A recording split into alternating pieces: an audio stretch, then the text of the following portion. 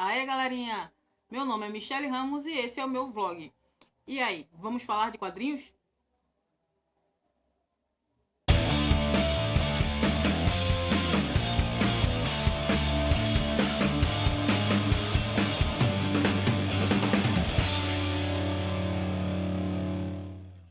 Pois é, galerinha, estamos de volta. E dessa vez, após a resenha e sorteio e tudo que a gente fez em parceria com a editora 100% Cristão, a gente recebeu dessa vez, e vamos comentar sobre essa leitura, é a Ecos do Éden, que eu cheguei a divulgar no meu blog, a chegada dela e o recebimento da publicação, que veio um pouquinho de tempo depois da resenha da Eclesiástico, né, que vocês puderam conferir aqui. E diferente da Eclesiástico, que era uma produção, né, nacional, uma produção nacional feita por artistas brasileiros, a Ecos do Éden é uma produção americana. Ela tem 164 páginas,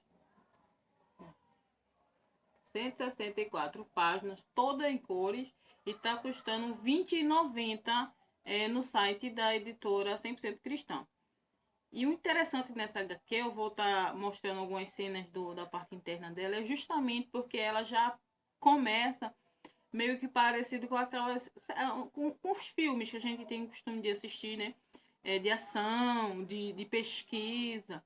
Tem uma pitada de mistério, como a gente vê, já que trabalha arqueologia, já que trabalha esse lado, tem umas pitadinhas que lembram um pouco aquele ambiente de estudo do Indiana Jones.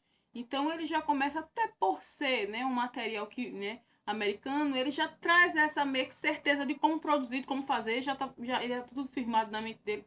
E ele já começa, você já entra na história, Simon Holmes, que ele tá ali apresentando o programa dele de TV, e quando ele começa a apresentar esse programa, ele tenta abordar a ideia de que existe um círculo, um tipo de sociedade secreta, o círculo da serpente divina, né?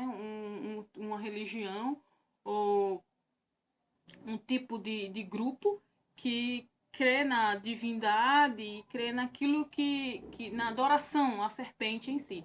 E você já começa curioso porque já entra todo num ambiente histórico, né, num ambiente arqueológico, mostrando grandes construções e pesquisas, e você já entra no sistema porque a HQ já começa como uma própria apresentação de programa de TV. Respirando referências do Gênesis, a história tem início com a apresentação de dois irmãos, né? Um, mais solto, mais rebelde, se torna apresentador de TV, muito famoso. Os dois têm a mesma paixão pela antropologia. Só que aí é que tá. Um é famoso e termina sendo assassinado no Camboja. O Tom é professor universitário e é chamado para pegar os pertences do irmão e o corpo do irmão quando descobre que o mesmo foi assassinado. Ao chegar no Camboja, ele percebe que existe muito mais mistério envolvido naquele lugar, que pode ter a ver ou não com esse círculo da serpente divina, que alguns acreditam que possa ser alguma seita ou alguma adoração à serpente. Em cima de todas essas dúvidas do que é o círculo da serpente divina, e ainda por cima descobrir como e se é por isso que o irmão dele foi assassinado, Tom começa a se envolver com várias pessoas criminosas no local, até que conhece a advogada ativista Rebecca Watson, que trabalha na missão da Justiça Internacional, lutando para desativar pontos de prostituição no local. Em cima disso, a gente começa a ter um HQ que tem romance, que tem mistério, que tem violência, que tem a denúncia da prostituição infantil, a denúncia da venda de drogas, da distribuição de drogas e a destruição que ela causa na vida das pessoas. E a partir daí, somos guiados por uma narrativa focada em referenciar tudo o que acontece hoje no Gênesis da Bíblia Sagrada. E cheia de pequenas intrigas, essas pequenas, como eu disse, referências que tem aqui e ali, o fato de serem dois irmãos, o fato de disputarem a atenção dos pais, tem isso também na HQ, em um querer ser melhor do que o outro em algumas situações, e os sentimentos que um demonstra pelo outro no decorrer das histórias, a forma como os pais lidam com eles, né? E como eles lidam com a vida, o trato que eles dão, a importância que eles dão, no caso, o símbolo do que eles se importam é a antropologia, né? Dois antropologistas, cada um buscando um ser extremamente verdadeiro nos seus argumentos e outro usando do escândalo, usando do que é polêmico para poder chamar atenção para si e ganhar mais e mais destaque na mídia. Então, esses pequenos detalhes fazem referências ao trato do que seria, já que a própria HQ ela segura essa linha, né? Ela realmente prende você com a história dele, o que realmente aconteceu, o que é o círculo da serpente divina. Será que realmente essa seita, essa manifestação religiosa é responsável pelo assassinato do Simon? Será que essas pessoas perderam tanto a noção do certo e do errado que tiraram a vida de uma pessoa por pensar diferente ou por estar a ponto de revelar segredos sobre esse ponto de vista religioso? Então, a HQ realmente segura a atenção do leitor, você quer acompanhar a narrativa, você quer continuar lendo o material, e você que já tem costume de ter aquele trato de leitura constante da Bíblia, você vai saber identificar os pontos que ele tenta fazer a ligação, né? Entre, no caso de dois irmãos, o Caim e o Abel. Você vai perceber o desejo do autor de fazer essa ligação entre os dois irmãos.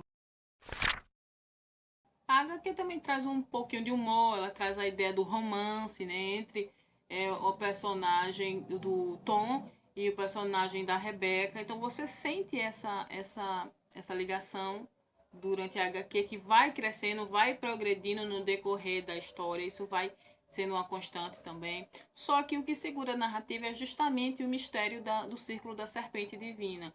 E é apresentado através de dados históricos reais, né? O uso da imagem da serpente em várias religiões durante a história das civilizações. Eles vão pontuando onde aparece a serpente, a forma como ela é abraçada, seja como um deus, seja como aquele que salva de alguma forma, seja como aquele conselheiro. Então, as várias expressões religiosas que existem através da mensagem que é representada por uma serpente. E você vai acompanhando, e é isso que, de certa forma, até segura a história, porque você quer saber até onde vai. Será que isso é verdade? Será que esse círculo existe? Será que isso realmente é uma religião que tá acontecendo? Existe esse tipo de manifestação? Esse rapaz, esse antropologista e apresentador, ele foi morto por causa disso. Então, isso segure muito a HQ, né?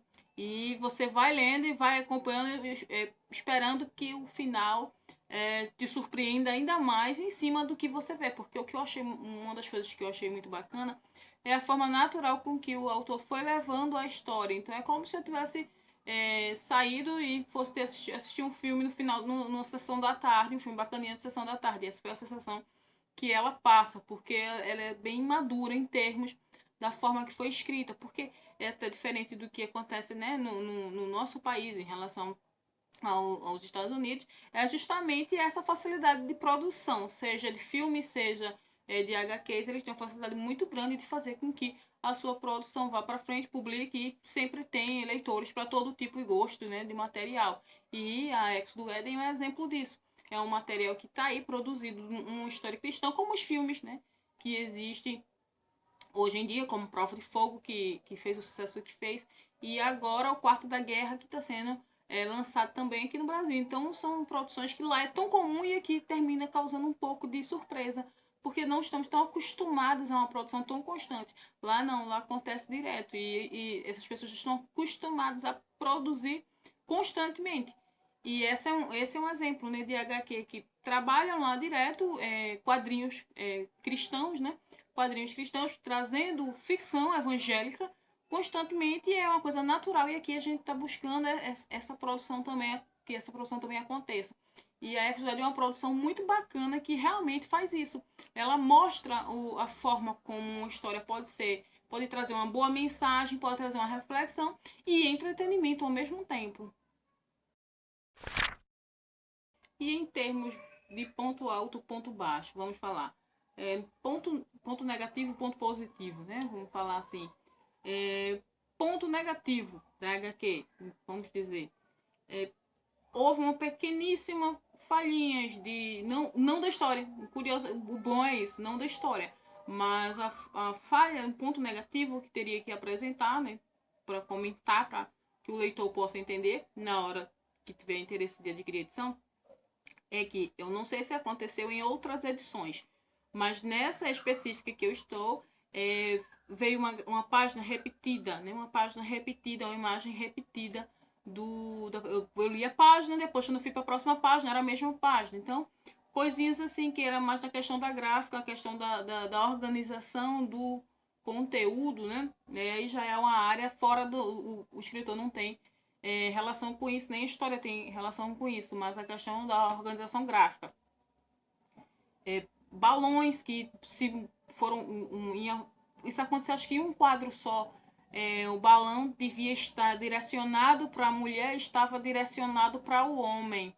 Então, aquilo que estava no feminino foi colocado no personagem masculino. E na hora tira o sentido. E você ri porque você percebe que ele está falando com uma mulher e a mulher está recebendo. Então, houve uma troca. Né? Na próximo quadro se corrige, mas o negativo ficou ali. Né? Então, quebrou um pouco.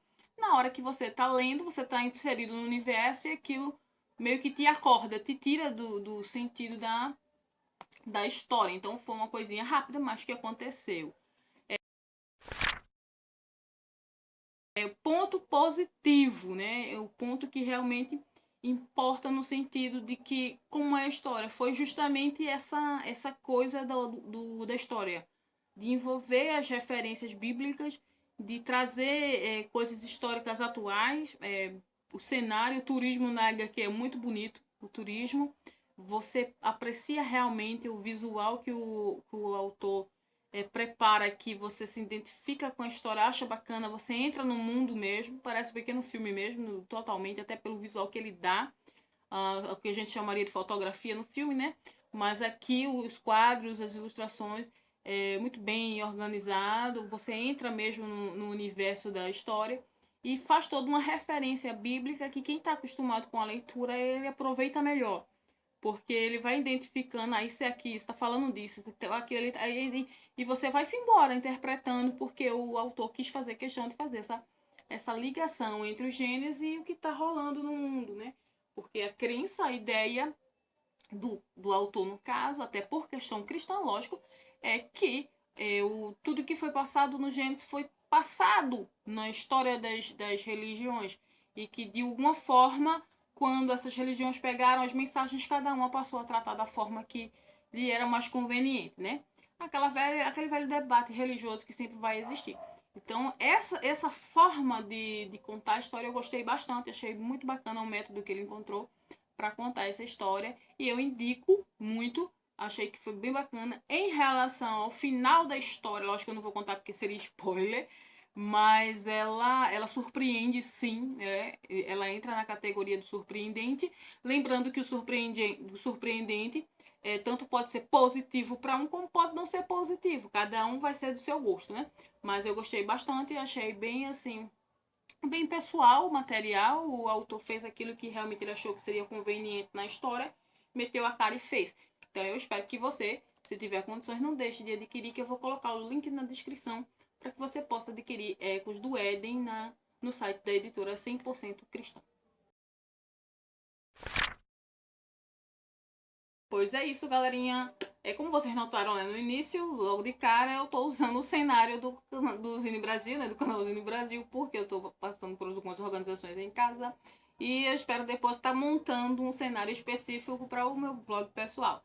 Eu espero que vocês estejam curtindo o canal. Por favor, comentem, digam o que vocês estão achando. Se alguém tiver alguma pergunta, mesmo que ela seja cabulosa, a gente vai tentar responder, porque eu quero que seja um espaço onde eu possa também, né, apesar de gostar bastante do quadrinho de modo geral, mas onde eu posso também estar falando de várias outras coisas que eu curto, seja de literatura, livros que eu li, dicas literárias e vários outros assuntos que são do meu interesse. Então, se você tiver religião também, se você tiver alguma pergunta, mesmo que seja cabulosa ou não, e quiser mandar para mim, pode mandar, não tem problema nenhum. Os meus links estão na descrição, o endereço do meu blog, assim como o endereço da editora 100% Cristã, para que você possa adquirir a sua revista. E conferir o blog, conferir também o meu trabalho com o Zine Brasil, divulgando o quadrinho brasileiro. Então eu quero que você fique bem à vontade para que a gente possa ter um espaço onde eu possa falar de outras coisas que não teria muito a ver nem sempre com o conteúdo do quadrinho brasileiro em si. Então não encaixaria dentro do canal ZB. Mas cabe aqui tudo porque tudo é meu, né? Então eu agradeço você que assistiu até aqui. Espero que você possa estar aí se inscrevendo no canal, né? Dá o teu like, deixa o like aí para apoiar o trabalho, né? Comenta o que você achou. Compartilha nas tuas redes sociais, vou agradecer muito para que mais pessoas possam conhecer esse espaço onde eu vou estar focando o quadrinho, o cristianismo e a literatura, que são coisas, e o cinema também, e outras coisas que estiver na minha cabeça. Né? Então eu espero que você tenha curtido e a gente se vê no próximo vídeo. Beijão. Fui.